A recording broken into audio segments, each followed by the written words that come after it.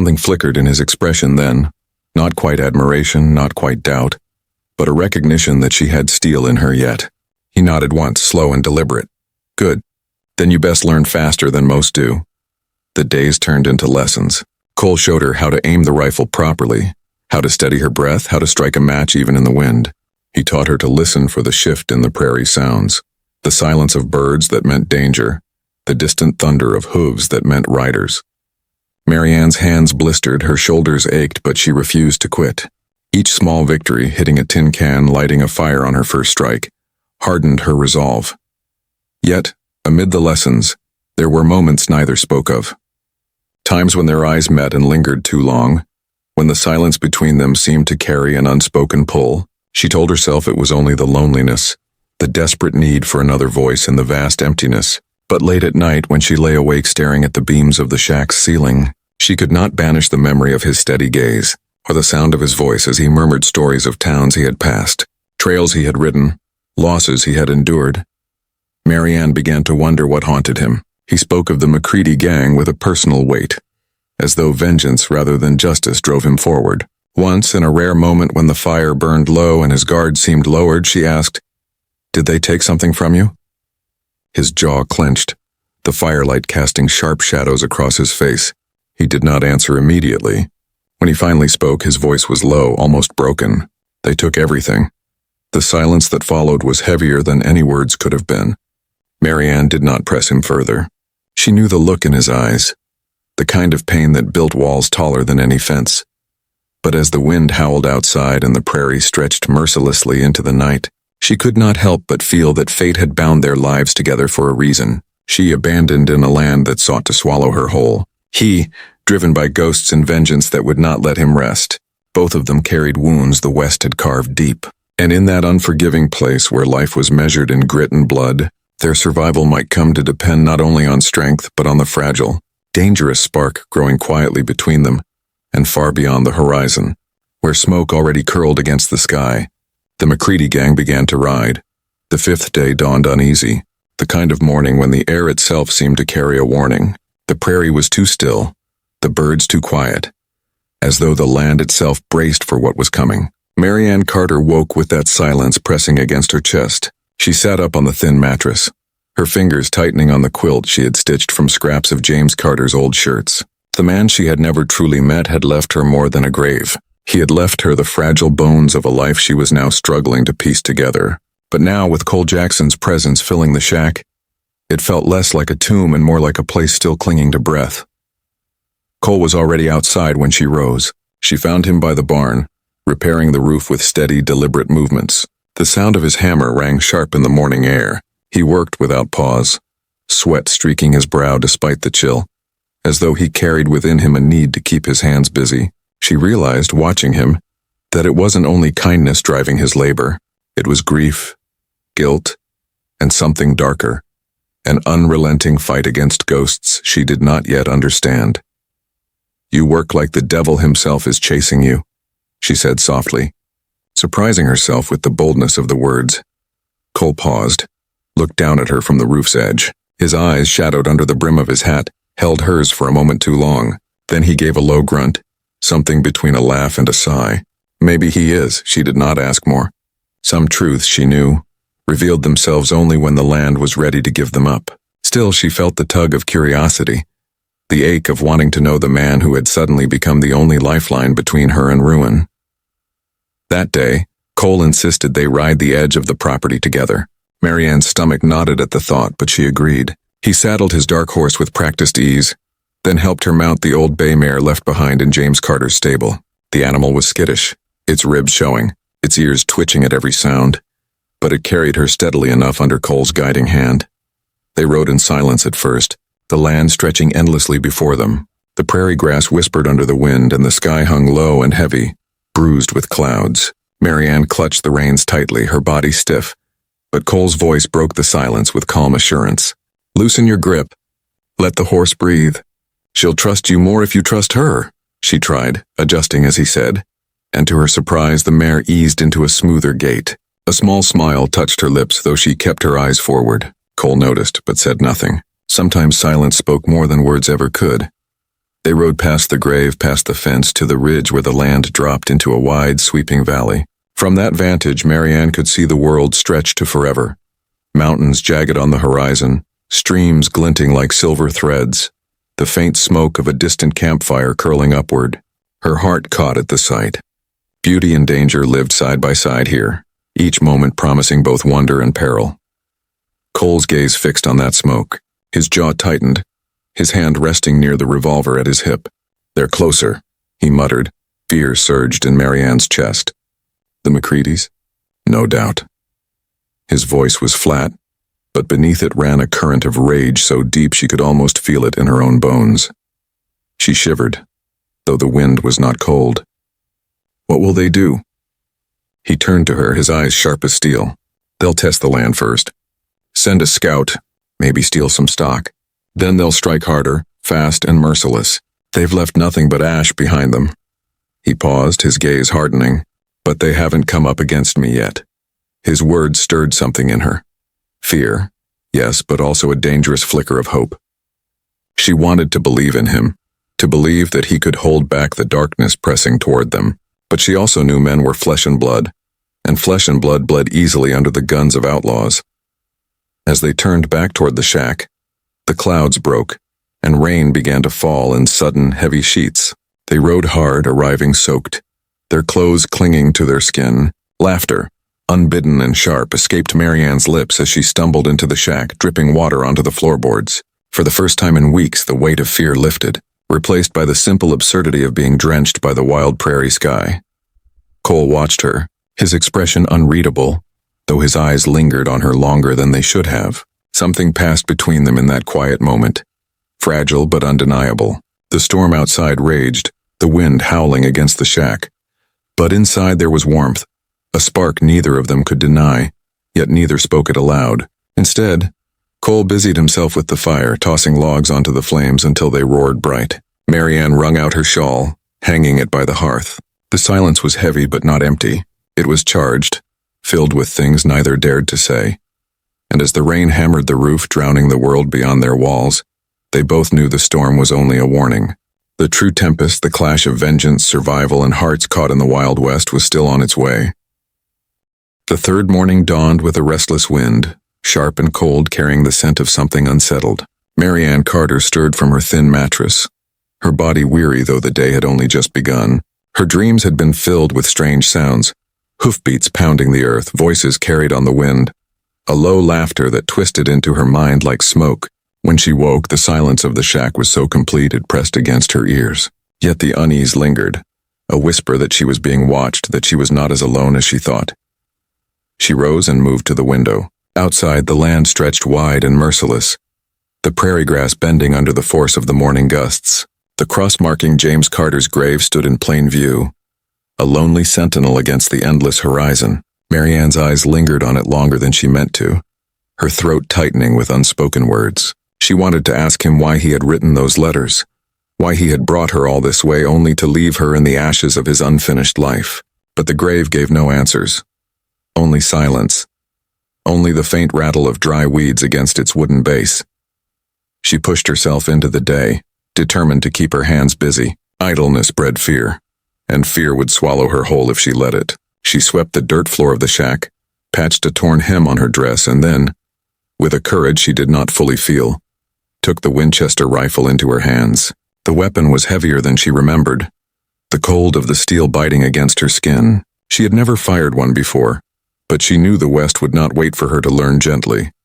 Stepping into the open air, she set an empty bottle on the fence post. She fumbled with the cartridges, loading them one by one, her fingers clumsy but persistent. When the rifle finally sat ready in her grip, she raised it to her shoulder, squinting down the sights. Her first shot rang out sharp and echoing, the kick jolting her back, bruising her shoulder.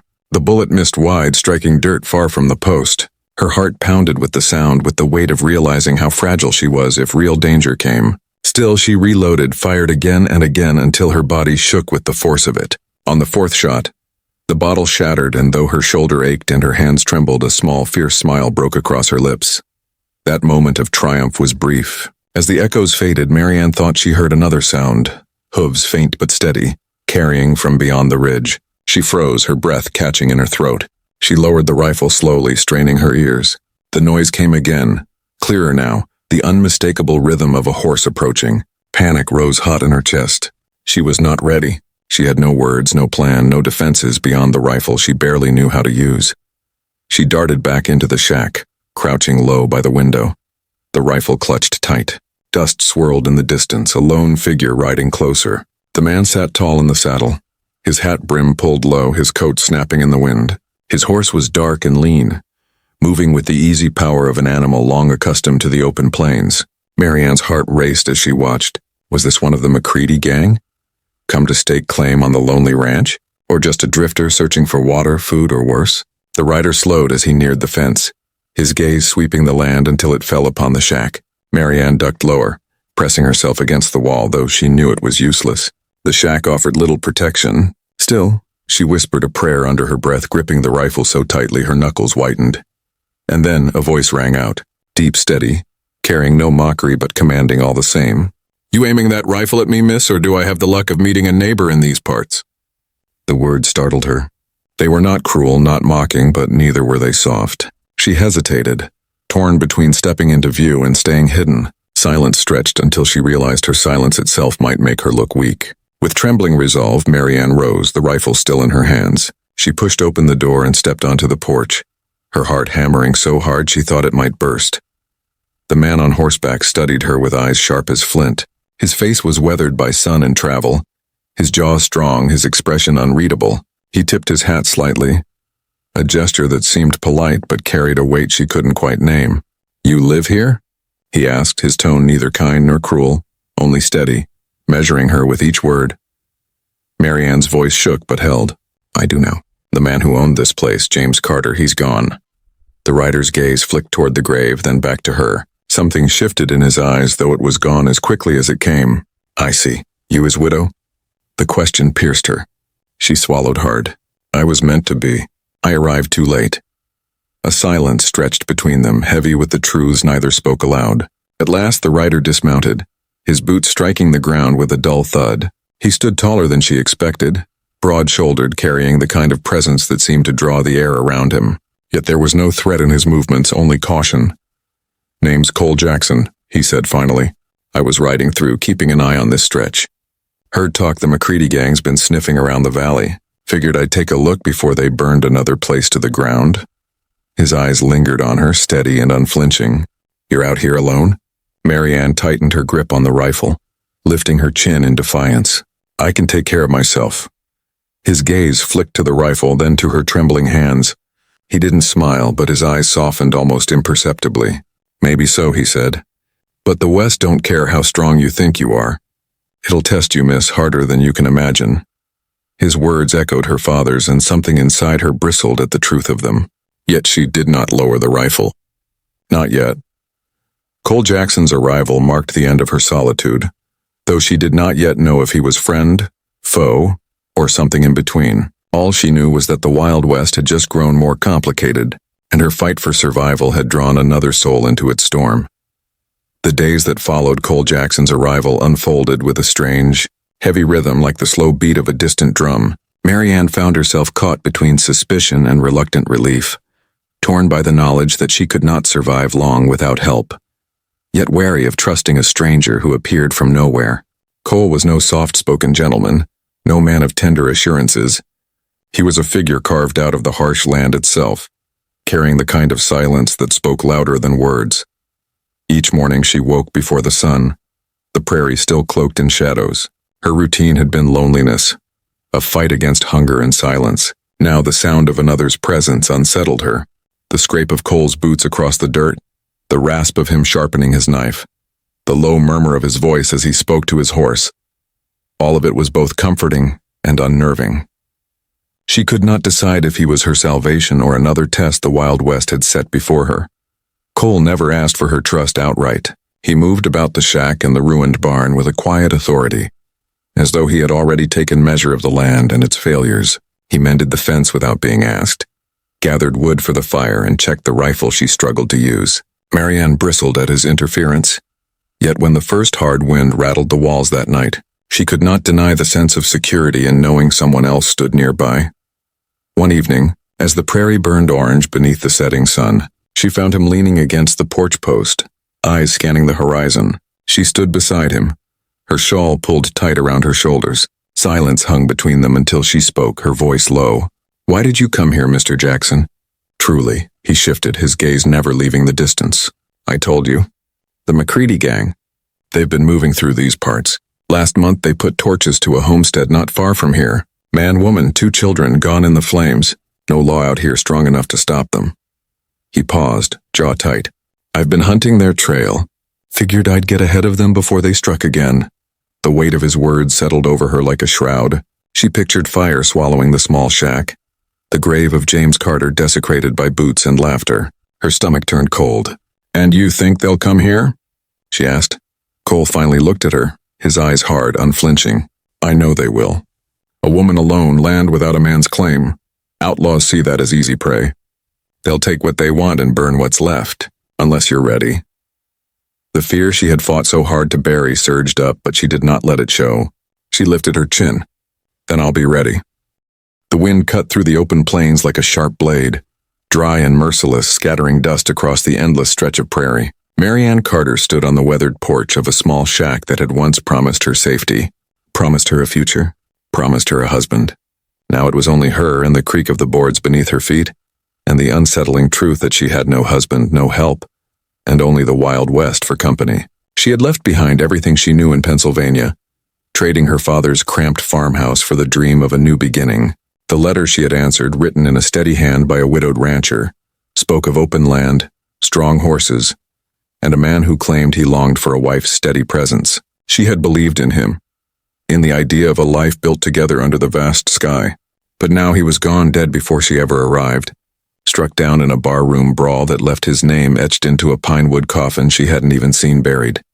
Her wagon driver had left her here with a half-hearted word of pity, his horses anxious to move on, his eyes avoiding hers as though her bad fortune might cling to him. She had watched the wagon disappear into the horizon, leaving her with a battered trunk of clothing, a small Bible, and the house of a stranger who had been meant to be her husband. The loneliness pressed in like a storm cloud. The silence was worse than any words. She had no one to turn to. No neighbor within sight, no family to send her money, and no way back east. The land was cruel. It demanded strength she wasn't sure she had. But survival in the West left no room for weeping. The nights were cold and unkind.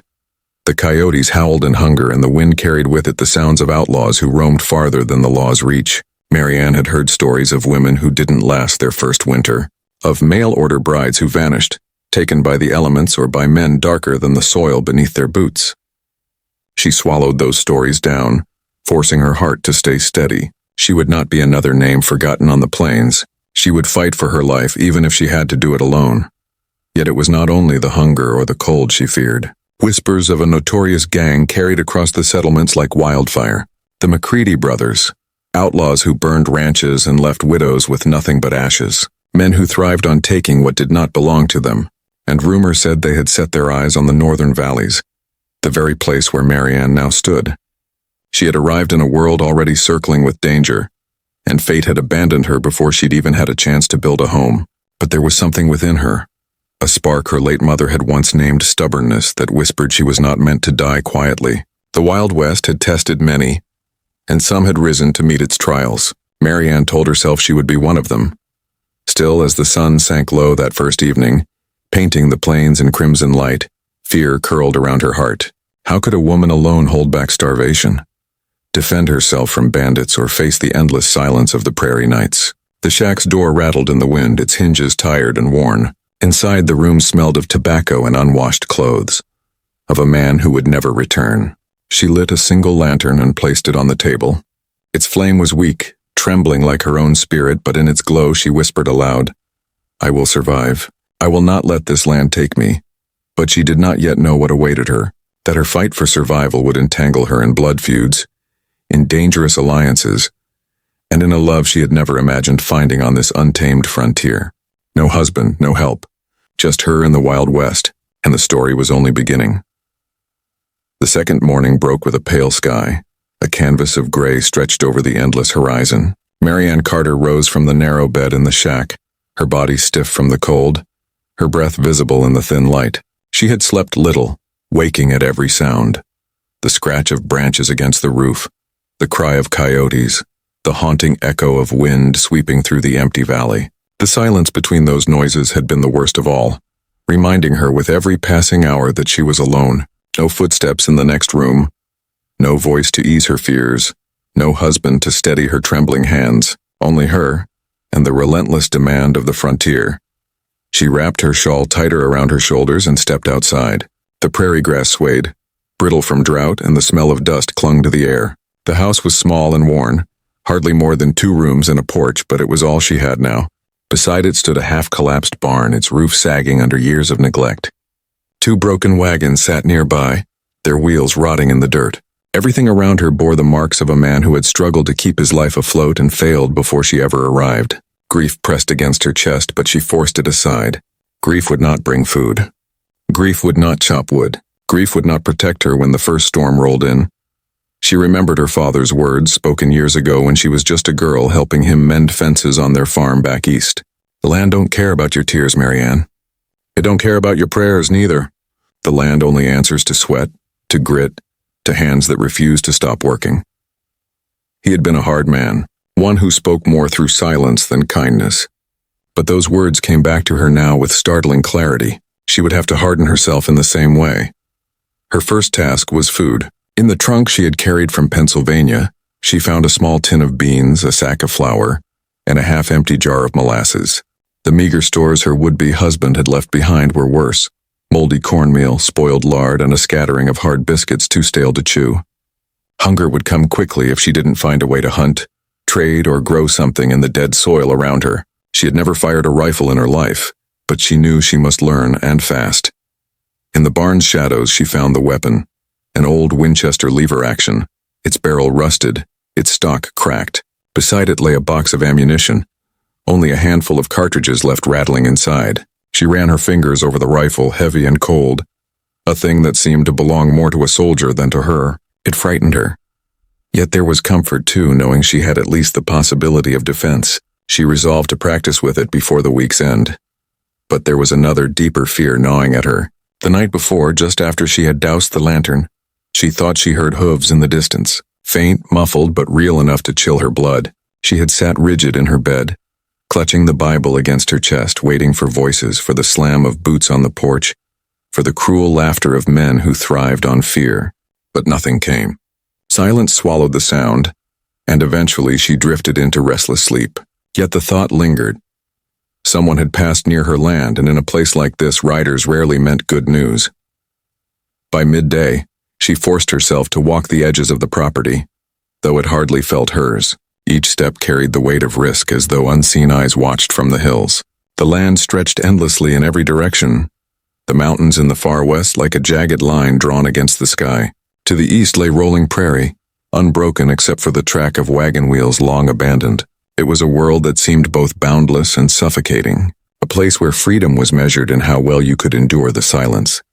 And then, as the sun dipped lower, Maryanne spotted something that made her heart pound. Near the split rail fence, half buried in weeds, a marker stood, a rough wooden cross weathered by time. She approached slowly, her hands trembling. Etched into the wood were the words, James Carter, husband, father, son. 1842-1875. She staggered back. James Carter, the name of the man she was meant to marry.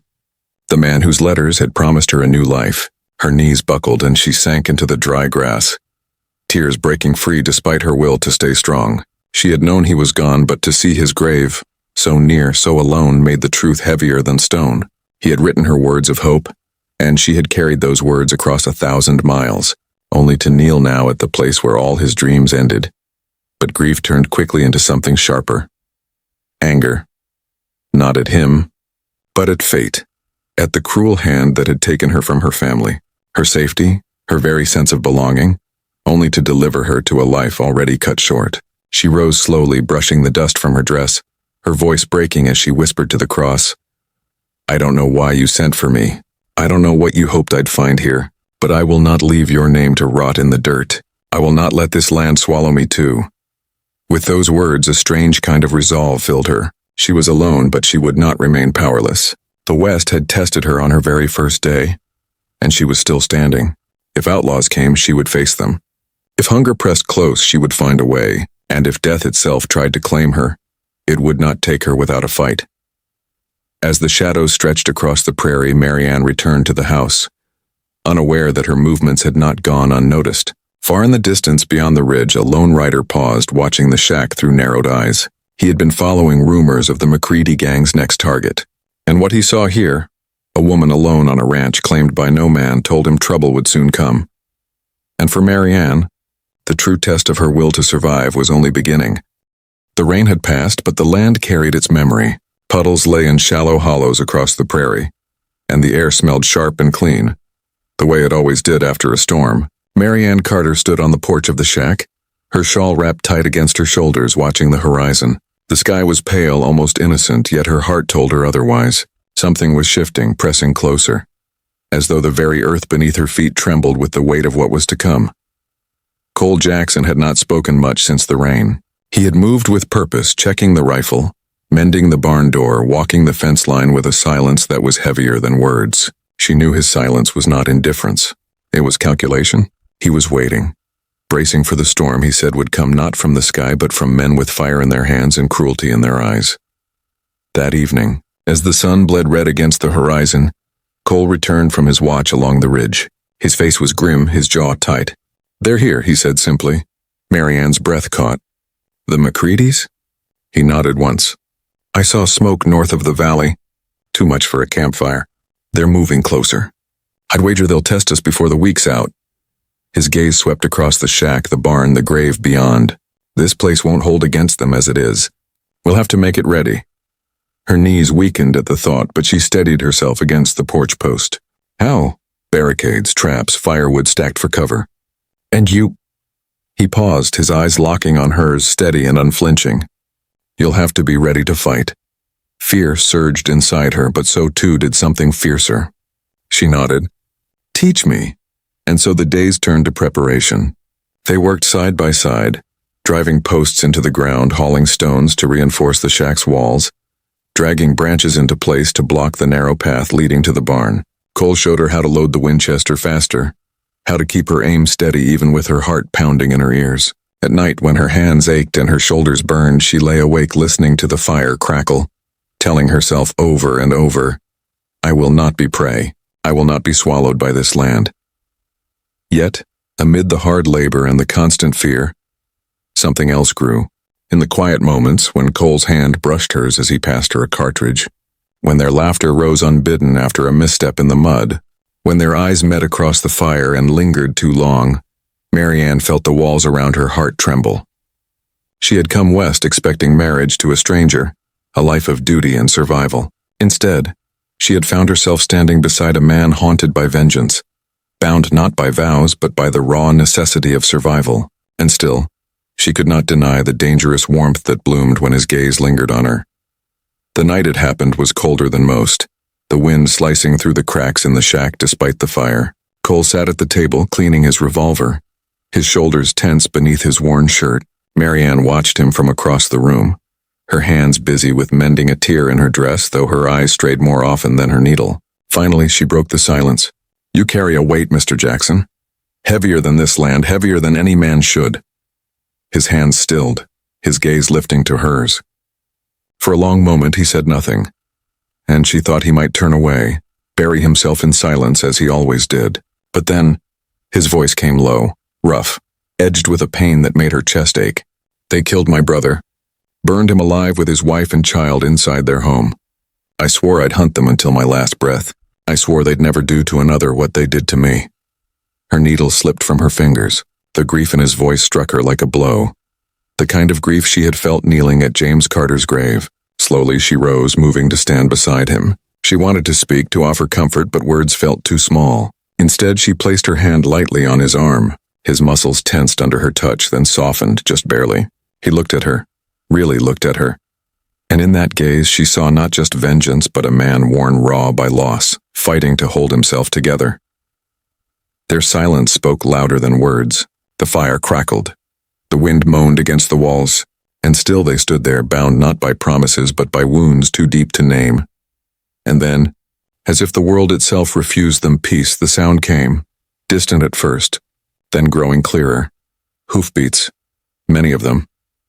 Cole's head snapped toward the window, his body tense, his hand reaching for the revolver. Maryanne's heart slammed in her chest. The hoofbeats grew louder, the rhythm of riders moving fast across the open land. She grabbed the rifle, her hand shaking but her grip steady. Cole's voice was sharp, commanding. Lantern out. Get down. She obeyed, dousing the light, crouching low by the window. Outside, shadows moved against the pale moonlight. Riders, at least half a dozen, circling the edge of the property. Laughter carried on the wind, cruel and mocking. Maryanne's blood turned to ice. The McCready gang had come. Cole crouched beside her, his revolver in hand, his voice low but steady. Remember what I taught you. Breathe, wait, don't waste a shot. His eyes locked on hers, fierce and unwavering. We'll make them regret stepping foot on this land. The hoofbeats circled closer, the laughter louder, the smell of smoke already drifting on the wind. Maryanne tightened her grip on the rifle, her heart pounding like thunder.